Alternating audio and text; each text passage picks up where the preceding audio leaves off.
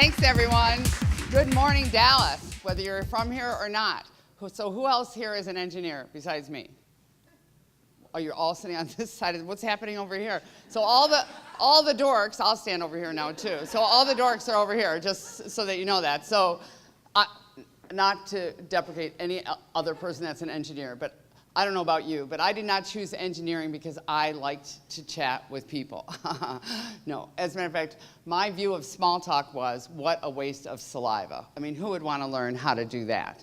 So when I was an engineer, I was the person standing behind a table in an exhibit hall, and I represented projects to people like you that came up to the table.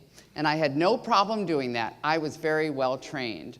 But if you put me into a hospitality suite, at the end of that day, I was like a fly on the wall. I had no idea how you're supposed to talk to anybody about anything beyond, what is your name? Pardon me?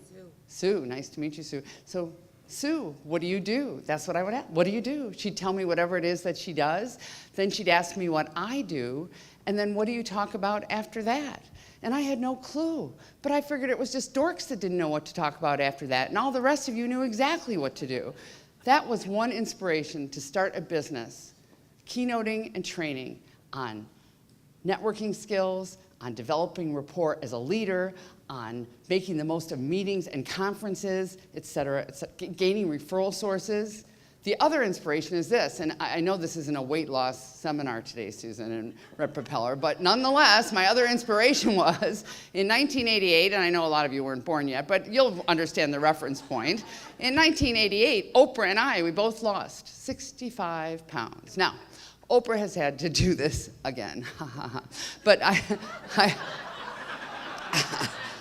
I throw this out to you. I've since lost more. When you're like that in this world, you are excluded from everything. So the girls didn't invite me to their birthday parties. Nobody asked me out for a date till I got out of college. My best friends were books. Books came easily. Doing even what I did this morning, walking around, meeting people, saying hello, engaging you in conversation, that does not come naturally to me. I spent a year's worth of time on everything about networking and conversation, icebreakers. What do you say to engage someone in conversation? How do you get through one of those awkward moments? We're at a table of 8. It could be today at lunch.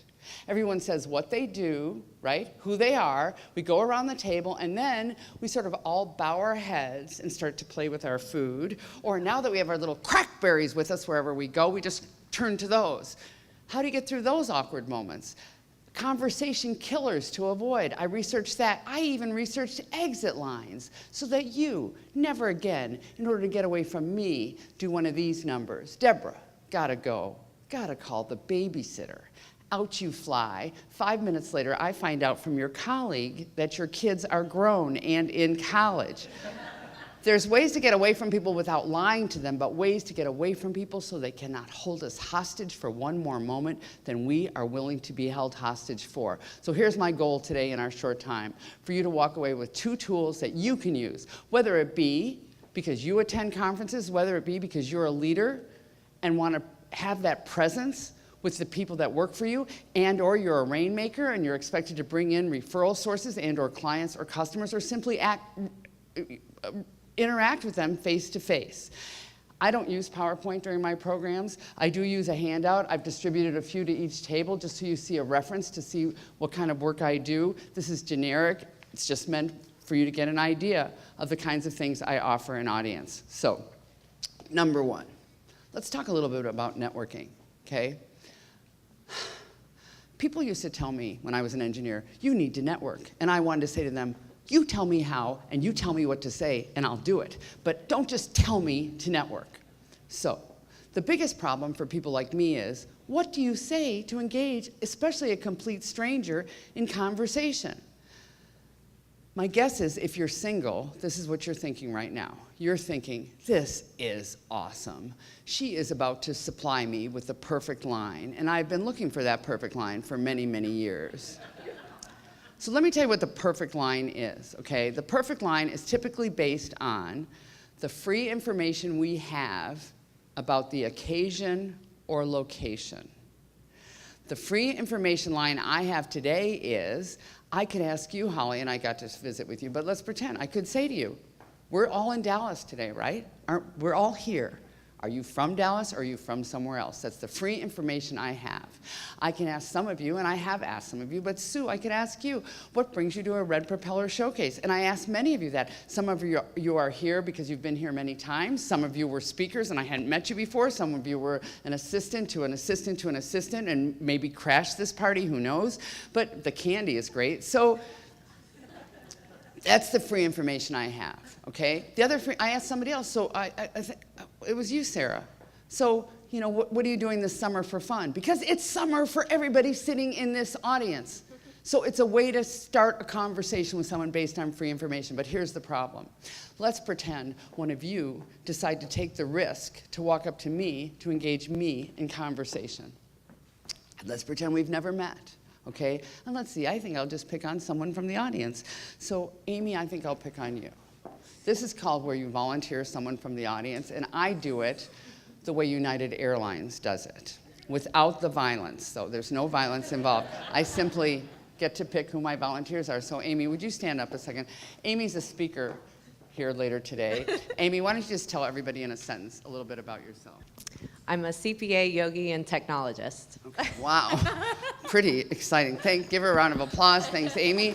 Okay, so let's pretend Amy decides she comes up with the perfect line at a conference, at a meeting, at a networking occasion, whatever it may be. And you've met Amy. She seems very not only comfortable in her own skin, but very friendly and warm. And those of you who could not see her smile, she's very smiley and warm. So let's pretend she walks up to me at an event, attempts to engage me in conversation.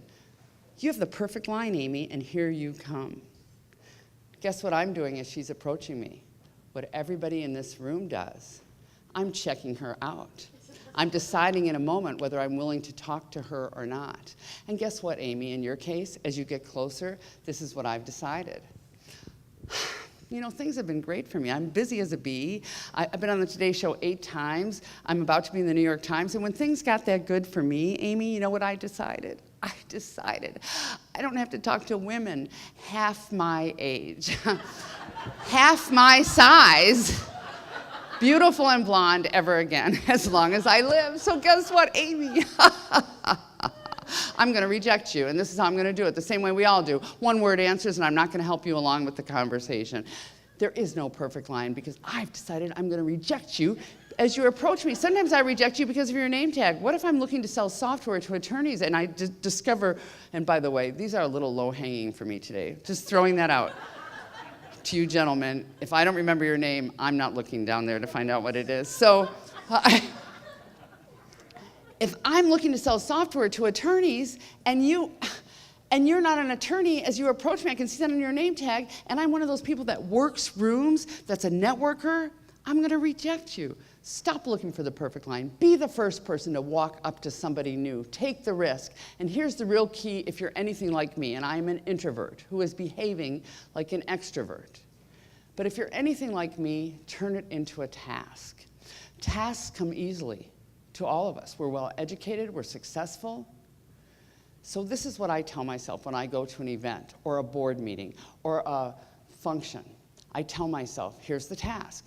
You're going to meet 2 new people today. You're going to meet 4 new people, 1 new person. I get to pick the goal, and then guess what I get to do after I've met those 2 new people? Guess what I get to do? Drink. I get to drink. I get to go to the bar. Or I get to go home. I get to leave. Or I get to go sit in the lobby, hide for a while until it's time to sit down for the dinner with 7 other people at the table. In either case, at least I'm making the most of the opportunity and taking the risk. So one other tip before you leave me today, or I leave you, and that is, and there's so many ways to engage people in conversation, and body language and listening skills, et cetera, but I want you to go away. I want to do a little interactive activity so you get sort of a taste for the kind of work I do now. I do more formal interactive activities, and I facilitate them because that's the other key, face-to-face interaction with the audience, with one another. That's why they're there. So I don't really have the time to do that, so I'm going to do a simple little device here. And what I'm going to ask you to do is respond to a question that I'm going to throw out. And so I'm going to ask a question and ask you, when I go like this, to respond as if you and I were one-on-one talking to each other. So here's the first question. How's your day? How was breakfast? What's been going on? Okay. Well, some of you back there have a lot going on, and hooray for you, because the rest of the people in the room are liars. This is what they said. What's been going on? Not much, nothing. How many of us respond that way? You know why we say nothing or not much? Because there's so much going on. We cannot think of what it is. This is what I call playing the conversation game. Those are good answers, one-word answers, when we don't have the time or the interest in connecting. On the other hand, if I'm a leader within your organization and we sit down for a meeting and we have 5 minutes to go before the meeting begins, and you say to me, Debra, how's it going? I'm not just going to say, fine, how about you? Because I've given you nothing, and all we've done is this rhetorical conversation that has gotten us nowhere.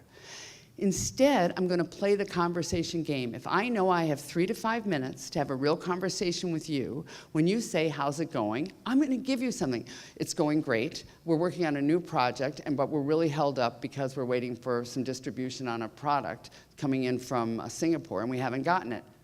And I stop right there. If you're really interested in talking with me, you'll want to know what the product is. You want to know what I'm going to do to make this move along on time. You're going to want to know what the project was in general. Here's another example of playing the conversation game. Friendly Sue. We're walking out of here together today. Let's just pretend. And you say to me, Debra, isn't it a beautiful day? Is it a beautiful day here? I can't tell because I'm having such a bad hair day that I don't even care. But, okay, but let's pretend you say, isn't it a beautiful day? If I'm in a hurry because my car is coming because I got to get back to Bush Airport today, if I'm in a hurry, when you say, isn't it a beautiful day, I'll say, it sure is. I'll smile and I'll keep going. On the other hand, if I have time and the interest in connecting with someone, I must give her something so she has something to talk with me about. She says, isn't it a beautiful day? Do you know what I'll say to you, Sue? I'll say, Sue, I got to tell you, I grew up in Buffalo, New York. That's where I got my degrees in engineering, was the University of Buffalo, and every day outside of Buffalo, Sue, is a beautiful, beautiful day, no matter where I am. Now, Sue might say, that's nice, and keep going. She went to get her charger because her phone's run out of juice. She needs to go. She's got an appointment. She's got a dinner engagement. But if she doesn't, and she is open for talking, I've given her something to talk with me about. Debra, you're from Buffalo? Is it really as bad as they say it is there? Debra, what do they do in the winter in Buffalo? Debra, what's it like having a Super Bowl loser year after year after year? There's so much to talk about, but you gotta give me something. If I am in your association and I see you at a monthly lunch and I say, how's it going? Or how's your summer? Or how's your year been? Or what's new? And you don't give me a real answer, only a sentence. Just give me a sentence, just in case I really wanted to talk to you. Otherwise, conversations don't launch, and we don't get to know people, and we don't get to connect. So in closing, I would like to share a poem with you. It's from my book, The Fine Art of Small Talk. I brought a couple books here for those people that I picked on today. So that would be, Sue, you've won a book. You can sell it on eBay. It's autographed for an extra 5 cents. For those of you, Amy, oh, you get the top one. Amy, you get one. And then I have one, you know, I wrote this book Beyond Texting. It's just for teenagers, and I don't see any teens in the room today. But if you'd like one, you come up to me during the break. From The Fine Art of Small Talk, there's a poem in there that I'm guessing everyone in this room can identify with. It's entitled Thoughts from a New Member. So whether you're a member of an organization, whether you represent an association, whether you're involved in some kind of networking opportunity for yourself with a chamber, with a civic organization, whether you volunteer, you'll be able to identify with this. Thoughts from a new member. I see you at the meetings, but you never say hello. You're busy all the time you're there with those you really know. I sit amongst the members, yet I'm a lonely gal. The new ones feel as strange as I. The old ones pass us by. Darn it, you folks urged us to join. You talked of fellowship. You could just cross the room, you know, but you never make the trip. Can't you just nod your head and smile? Stop and shake a hand, then go sit amongst your friends. Now that I'd understand.